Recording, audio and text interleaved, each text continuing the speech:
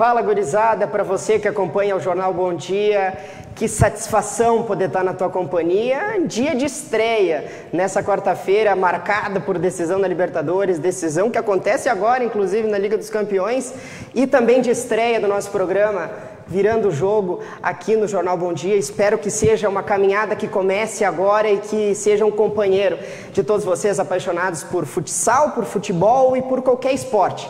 Eu estou aqui me comprometendo e abrindo esse compromisso contigo de estar aqui semanalmente, todos os dias da semana, falando sobre futebol. Seja muito bem-vindo para você que acompanha o Jornal Bom Dia. Hoje eu estou aqui para começar essa estreia máxima na semana que começou marcada pelo Dia Internacional da Mulher. Olha, eu não sei nem se eu estou com uma roupa adequada para receber ela. Ela que tem 11K no Twitter, idealizadora de um projeto que fala do Inter com o olhar da torcida aqui do interior. Milena, muito obrigado pelo convite e por estar aqui no Jornal Bom Dia para a gente falar muito sobre Ipiranga, Inter e demais assuntos. Boa tarde. Primeiramente, agradecer o convite, né? É uma honra estar aqui. Primeira vez que um veículo de imprensa me dá essa oportunidade, então hoje é um dia assim que eu posso dizer que é quase a realização de um sonho, assim. Para mim é muito importante estar aqui e agradecer o convite, Eric. Para nós é uma alegria ter a tua companhia, uma torcedora, uma pessoa que tem contribuído muito, mas acho que tem alguma coisa errada, né, Milena? Eu acho que essa roupa aqui, ela não combina muito nem comigo, nem com a Milena, nem com, acho que o torcedor que está me acompanhando. Hoje é dia de decisão e eu acho que essa roupa aqui, ela não cabe, ela não está cabendo. Então eu vou tirar ela. Porque, meus amigos, eu sou um defensor. E na estreia desse programa, eu queria dizer essa frase, que não é minha, é de um jornalista, um dos maiores jornalistas esportivos desse país, a seguinte frase: futebol não se discute de paletó e gravata. Por isso, eu fiz questão de vir com ele, para deixar aqui, e talvez seja mais fácil, me deem licença, usar essa aqui, que eu escrevi. Vocês vão pegar aqui o escrito da camisa 10 da Seleção Brasileira, Marta, artilheira das Copas. Essa é uma camiseta que eu escrevi nela em 2019, quando a Seleção Brasileira fez uma campanha muito legal na Copa do Mundo Feminino, uma Copa do Mundo que foi marcada pelos Estados Unidos, né? Os Estados Unidos que ganhou mais uma vez, tetracampeões. E nada melhor do que começar assim para falar do futebol feminino, né, Milena? O futebol feminino vem crescendo tanto no Dia da Mulher. O que tu tem a dizer para esse pessoal que acompanha o futebol feminino, que gosta, para essas jogadoras, essas torcedoras, essas mulheres apaixonadas por futebol? Bom, primeiramente dizer que exigir respeito, né? A gente está recentemente aí, passamos aí pelo Dia da Mulher, então exigir respeito, dizer que o futebol feminino precisa ser mais valorizado. Ainda tem muita coisa para se melhorar no futebol feminino, questão de estrutura, de valorização mesmo, mas exigir respeito acho que é o principal. Eu conversei com uma jogadora, ela é jogadora do futsal amador. Se fala muito em respeito ou dificuldades que o futebol feminino enfrenta profissionalmente, né? Então, imagino que jogar no amador deva ser tão difícil quanto, né? Algumas gurias, algumas meninas, né? Pode dizer que os grandes clubes agora é uma exigência que tenha categorias de base para poder disputar Libertadores, exigência que tenha um time feminino. Mas você pega aqui, que nem a nossa cidade, a gente não tem um meio, então muitas meninas que de fato têm esse apoio familiar acabam partindo muitas vezes para Porto Alegre, para São Paulo. Tem até, acho que a Stephanie, que era aqui de Erechim e aí conseguiu ter essa oportunidade, a família abraçou junto com ela, mas não quer dizer que ela chegou lá que seja algo fácil, né? Então, que nem eu reforço, que valorizem, ainda tem muita coisa para ser melhorada. Questão da valorização da estrutura, a gente vê muitas vezes, que nem o time feminino do Internacional, por exemplo, que eu consigo acompanhar um pouco mais de perto. É isso, eu chamo a atenção, até fazendo um corte aqui, porque realmente as gurias coloradas, né, que tu deve acompanhar muito mais que eu, estão na final, né, superaram o São Paulo na semifinal, nos pênaltis, e agora estão na final. A base do Inter masculino vem muito bem, mas a base do Inter feminino também. É verdade, e agora o Inter tem feito um grande trabalho. O Inter era um time que muitas vezes chegava nas finais, mas não conseguia conquistar aí os títulos. Agora tem conquistado, recentemente conquistou vários títulos e tá brigando também na disputa, né? Às vezes são gurias mais novas que eu, né? Eu tenho só 17 anos, então a geração 2002, 2003 já está decidindo aí. Foi decidido nos pênaltis, né? Uma semifinal. Então, pensa a responsabilidade de uma menina que às vezes nem recebe para estar lá jogando, que viaja, toda essa questão de deslocamento, da família, muitas vezes a família não apoia. Então, tu está decidindo uma semifinal pelo teu time, muitas vezes o time do coração é um orgulho assim, muito grande. O que tu acha que passa essa questão do tornar-se profissional? Talvez acho que seja a coisa que menos interessa. Das gurias poderem jogar futebol, porque eu acho que o problema não está em querer ser profissional. Esse é um grande problema. Existem muitos talentos que poderiam ser aprimorados se tivesse oportunidade. Agora, das gurias que simplesmente estão no colégio, as gurias que querem simplesmente jogar futebol e que às vezes tem que jogar com meninos, tem que ganhar espaço, e a criminalização acho que é a pior parte de tudo isso. Bom, então já que tu tocou nesse assunto, eu digo que eu além de falar de futebol, gosto bastante de jogar. Eu já passei por isso. Eu lembro que na minha antiga escola, às vezes eu queria jogar e eu jogava no meio dos meninos. E com certeza tu vai pedir para, assim, acho que 100% das atletas que hoje compõem um time profissional, tu vai ouvir esses mesmos relatos, né?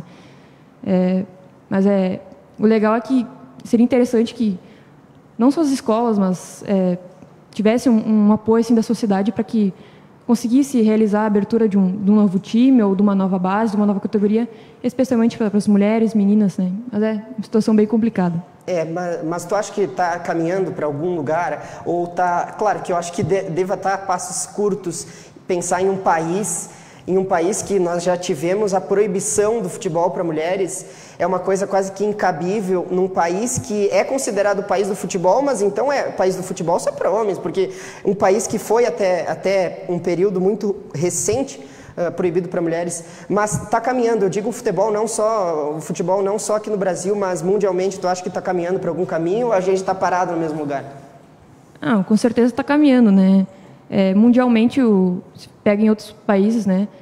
O futebol feminino já é bem mais valorizado, em questão até de jogar no próprio estádio do clube, né? Que nem, por exemplo, o Internacional. O Internacional joga no Sesc, nem entra no Beira-Rio, eles nem tem uma concentração para as gurias poderem treinar. Mas, falando mundialmente, sim. Mundialmente já se deu passos mais largos. Mas na questão do Brasil é mais complicado. Principalmente aqui no Rio Grande do Sul, né? Em Santa Catarina. Já em São Paulo e Rio de Janeiro é um pouco mais valorizado. Mas caminha assim, bem devagar. Bem devagar, mas que bom que pelo menos vá para algum lugar, né? Se tu pudesse dizer alguma coisa, porque eu pelo menos particularmente conheço muitas atletas que talvez não tivessem tido outra história para a vida delas se houvesse oportunidade, né? Para que não desistam, né? Eu acho que a mensagem é essa. Para tu realizar alguma coisa, o principal é acreditar, né? Por mais que... Bom, a mulher, assim, para qualquer coisa que ela vai fazer, tudo é questionável, tudo é se apontar defeito, mas acho que acreditar é a principal palavra, correr atrás e dizer que não é impossível. A gente precisa aí se agarrar nas pessoas que a gente ama, né? E procurar treinar bastante para de repente conseguir alcançar o time do coração. Acho que esse é o principal recado. Eu acho também. E deixo muito claro que aqui nesse programa, virando o jogo, o futebol feminino vai ter voz, as categorias de base vão ter voz, precisam ser ouvidas. Tem muita gente que joga bola aqui na nossa cidade, Erechim.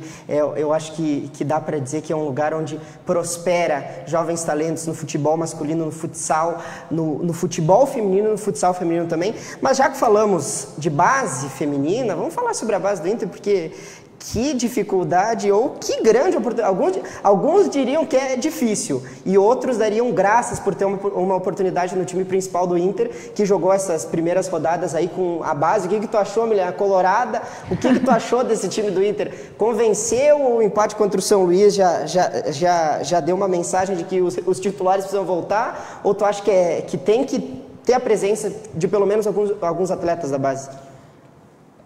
Bom, o Alessandro Barcelos, que é o atual presidente do Internacional, diz que, junto com o novo técnico agora, Miguel Ángel Ramírez, diz que a principal ideia é ter pelo menos 3 ou 4 jogadores oriundos da base no time titular, no time principal, que sejam titulares incontestáveis. Então, a questão do gauchão é o que a torcida, não só do Inter, de outros times maiores, cobra é a utilização da base, né? Mas aí quando a base joga, aí reclamam bastante.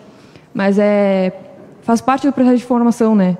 Com o erro a gente também aprende, então com as falhas aí também a gente vai aprender, os guris vão desenvolver. Eu também acho. Eu acho que, pelo menos das atuações que eu vi, a experiência sempre ela vai contar quando se fala em jogar com times que às vezes tem uma defesa muito retrancada, ou que bola parada, que foi alguns detalhes que fizeram com que o Inter empatasse e tivesse alguns resultados que não fossem tão positivos, mas eu convido o pessoal que está acompanhando, que está ligado aqui, eu mando um abraço para todo mundo, para quem me conhece, para quem não me conhece, mando um abraço especial para você que é torcedor de futebol. Nós estamos aqui com a nossa live, Milena, e Inter e Ipiranga vão se enfrentar no domingo. Vai ser o jogo, pelo menos uma semaninha para o time do Ipiranga descansar. E é bem provável que pelo lado do Inter a gente tenha mais uma vez, por mais que algumas voltas, né, no time titular, o Inter vai jogar com reservas. E a grande pergunta do nosso programa é a seguinte: time do Ipiranga pode vencer o Inter no Beira-Rio? E eu passo essa pergunta para o nosso convidado. Com certeza pode, né? De repente, a gente ainda não teve confirmação se de repente entra de fato todos os titulares, se volta o time principal, ou se vai haver uma mesclagem, ou se vai repetir a escalação do último jogo. Mas pode sim, futebol tem dessas, né? Às vezes o improvável acontece. Mas dá para dizer que é improvável uma vitória do Ipiranga? Não que seja improvável, mas muito se relata, sempre se diz que os times do interior é impossível vencer os times da capital. Não, mas no Beira-Rio. Com certeza o Beira-Rio é um fator que vai pesar muito, né? O Ipiranga é um time que consegue se sobrepor para o adversário mais dentro de casa, né? Essa é a principal característica de todos os times. Mas olha, o Ipiranga, se quiser, principalmente se quiser, né? Tem que querer vencer. Pode sim vencer o Internacional do Beira-Rio. Tem um detalhe, mas o pessoal já pode ir respondendo essa pergunta. Ipiranga tem condições de vencer o time do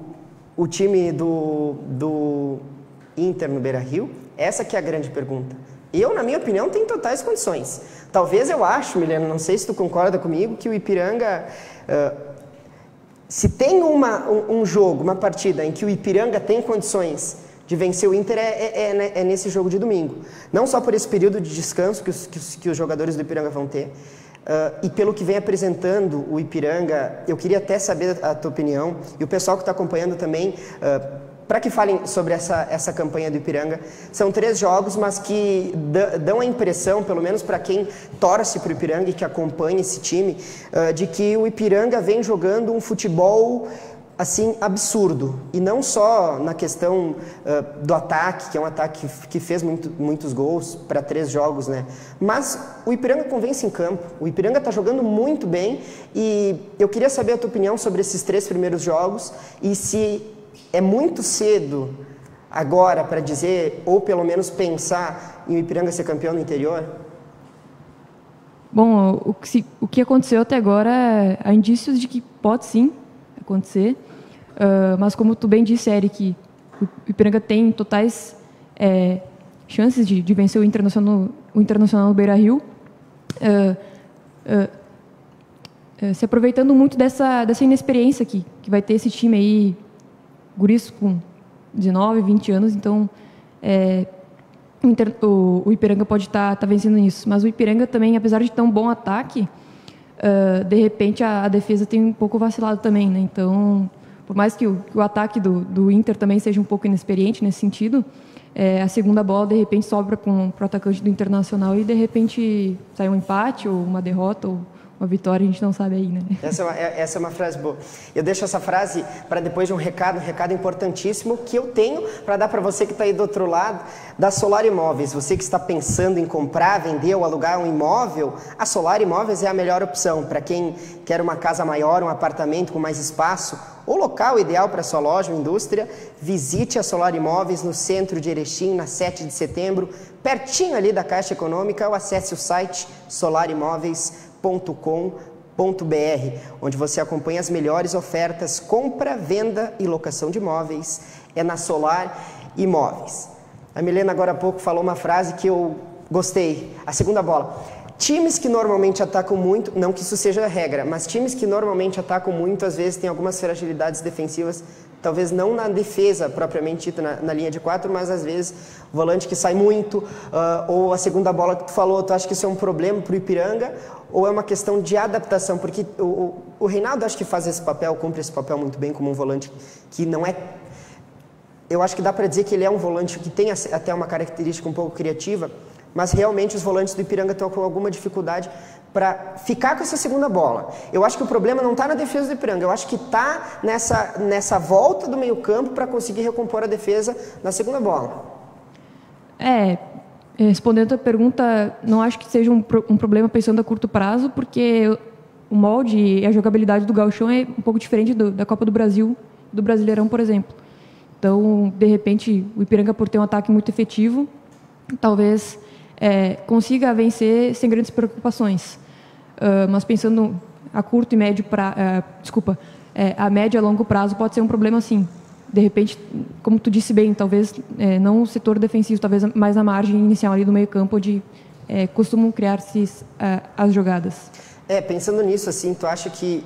E tem outro detalhe que acho que incrementa mais essa disputa entre Inter e Ipiranga, é que se falou muito sobre Miguel Ángel Ramírez quando que ele ia assumir mesmo o time titular, ou mesmo que fosse o time reserva do Inter, porque, afinal de contas, é o técnico que vai comandar essa campanha e vai disputar os campeonatos pelo Inter. E justamente o dia da estreia dele vai ser no jogo contra o Ipiranga. Como que tu vê esse jogo, que vai ser um jogo em que o Ipiranga vai propor o jogo para cima do Inter, ou vai tentar sair no contra-ataque? O que o Ipiranga já tem feito muito, que é jogar no contra-ataque.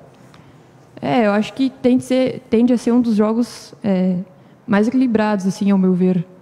Claro que ainda não estão definidas as escalações, então é difícil a gente palpitar, porque a diferença de um time sub-20 para um time profissional é bem diferente, né? Mas eu acho que por o fato do jogo ser em Porto Alegre, o Inter vai se sobressair. Mas aí cabe ao Ipiranga aproveitar as chances também, de repente, no contra-ataque. E o Ipiranga tem feito isso muito bem, não sei se tu concorda comigo. O contra-ataque do Ipiranga tem sido muito bom. Essa bola que passa nas costas da defesa, talvez jogar contra adversários mais qualificados, como é o caso do Inter, isso não aconteça. Mas em defesas em que o zagueiro não tem a mesma velocidade que um ponta, esquerdo, direito, isso é muito fácil de acontecer. É uma bola enfiada nas costas e o Ipiranga sabe dar profundidade no jogo. Talvez isso possa favorecer o time do Ipiranga, né? O principal, as peças-chave ali do ataque do Ipiranga são os dois pontas, né? Com certeza. O Caprini e o Jean Silva. O Jean Silva que tem um pouco dessa vitória pessoal também no drible e na finalização também. O Caprini também tem, né? Por mais que seja um pouco mais criticado pelo torcedor, porque é quase um 8 ou 80, né? Mas pode sim se sobressair e de repente sai um golzinho aí, um gol do Jean Silva, ou de repente um cruzamento também, né? Pro 9 ali finalizar e de repente fazer o gol. Bola parada. Eu disse até, inclusive, em programas aqui, que parece que é o campeonato das bolas paradas, porque realmente a bola aérea também tem contribuído muito e tem sido decisiva em algumas rodadas do Gauchão. Eu quero mandar um abraço para quem está acompanhando e pedir para mandar o resultado, qual que vai ser o placar desse jogo. O jogo acontece domingo, mas aqui a gente está com uma torcedora do Inter, torcedora do Ipiranga, e aí o coração fica dividido, não sei, tu vai torcer para o Ipiranga, vai torcer para o Inter, ou empatezinho tá bom? Bom, vou dizer que nessas horas o coração fica dividido, né? Se pudesse assinar agora qual o placar do jogo? 2-2 estava bom, né? Mas eu sempre uma coisa que minha família me ensinou é que a gente tem que valorizar o clube da cidade. Então, se você for parar para analisar o jogo, esse jogo é muito mais importante para o Ipiranga do que para o Internacional. Então, meu apoio vai para o Ipiranga. Tem toda a razão. Eu acho que de fato, pro Inter, por mais que seja um torneio muito curto, né, são 4 apenas os que vão para a semifinal, pro Ipiranga é um jogo que eu diria que, se o Ipiranga vencer, eu quero até a opinião de quem está nos assistindo, quero mandar um abraço aqui para quem está acompanhando aqui na live, quem está aqui, Débora, Carlos Lemos, a Tayane, o pessoal que está acompanhando, quero mandar um abraço. E assim, eu também sou totalmente favorável aos times aqui da região, com certeza, e acho que pode ser sim um jogo que vai ser divisor de água. Se o Ipiranga vencer, aí sim já se começa a pensar em classificar entre os 4, ser campeão do interior ou pensar em brigar lá em cima, né? O Ipiranga, eu acho que pode-se dizer que é a 4ª força do estado, né? Tem a dupla Grenal e agora tem o Juventude, que está na Série A também. Mas aí o Ipiranga chega também, né? O Ipiranga também é um time que agora tem gostado mais de se impor e, com certeza, tem totais condições de se classificar para, de repente, disputar a final aí contra o Grêmio, contra o Internacional. Eu acho que sim. O Ipiranga acho que ano passado foi um ano que o Ipiranga, se nós pegarmos pelo menos no Gauchão, e na Série C também, o Ipiranga conseguiu chegar naquele campeonato completamente louco que se dividiu em 2 tempos. No primeiro tempo, o Ipiranga conseguiu fazer uma semifinal contra o Caxias, acabou perdendo lá no Estádio Centenário por 1-0, então poderia ter ido à final. O Caxias, que depois foi jogar com o Grêmio a decisão. Mas eu acho que o Ipiranga está num caminho muito bom e em campo tem convencido. Isso para mim é a melhor parte de tudo.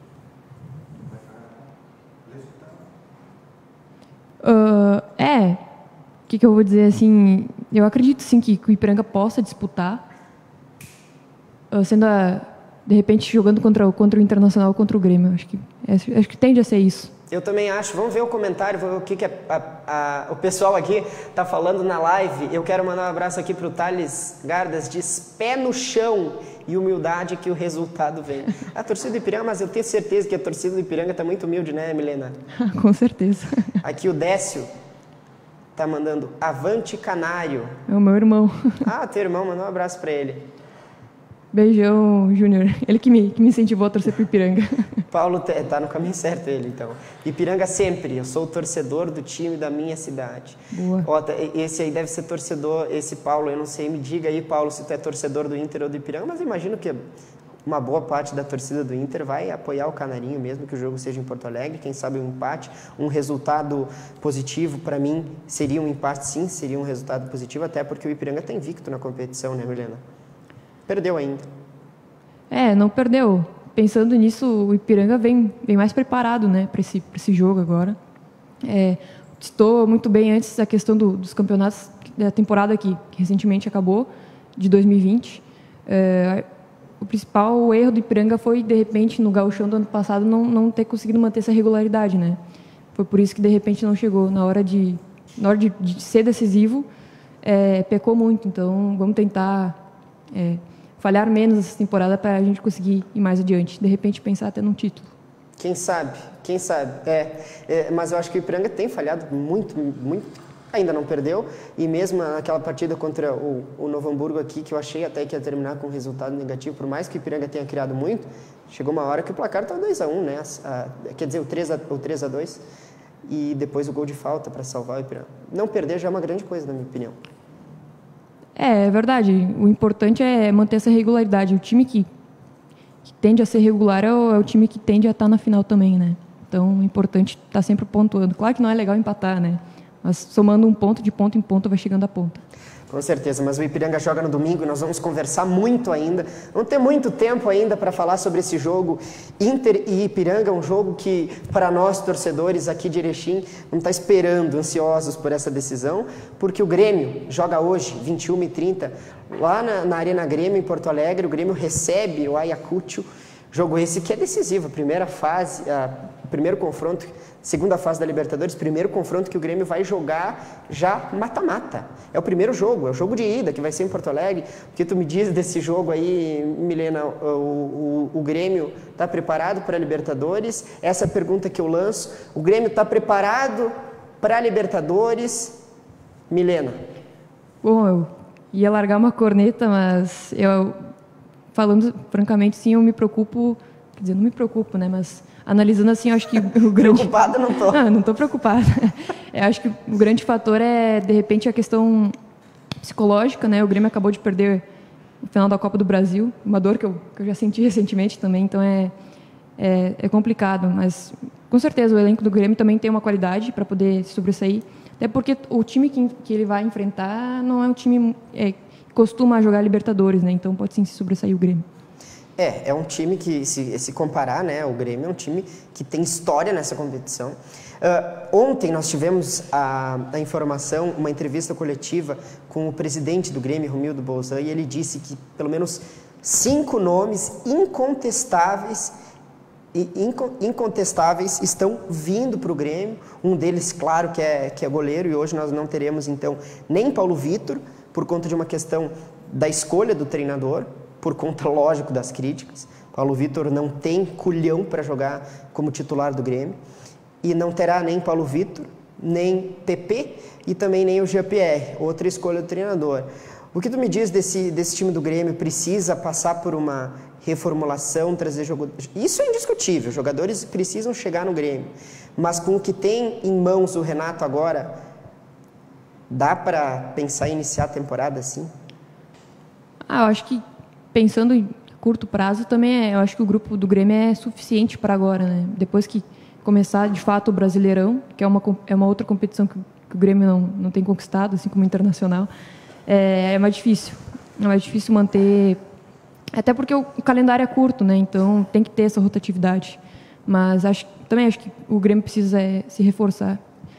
Eu não digo o goleiro, sim, de repente, na questão mais do meio campo ali também. Ataque já tem...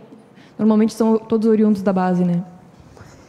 Sim. E o Grêmio, pelo menos o que disse o próprio Renato, e o presidente reforçou ontem, que na renovação o Renato disse que vai vir jogadores da base, inclusive o presidente rompeu essa ligação sub-23, que servia como um empecilho para os jogadores do sub-20 já entrar direto para o profissional. O Grêmio precisa mudar alguma coisa.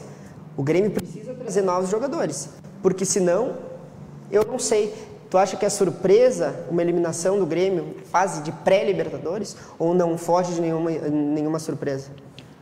Não, eu acho que o Grêmio tem totais condições de pelo menos se classificar de fato para a Libertadores. E aí na fase de grupos aí vale tudo, né? E os melhores sobram. Aí só resta espaço para os melhores, né? O Grêmio joga sua primeira partida hoje, então 21h30 contra o Ayacucho.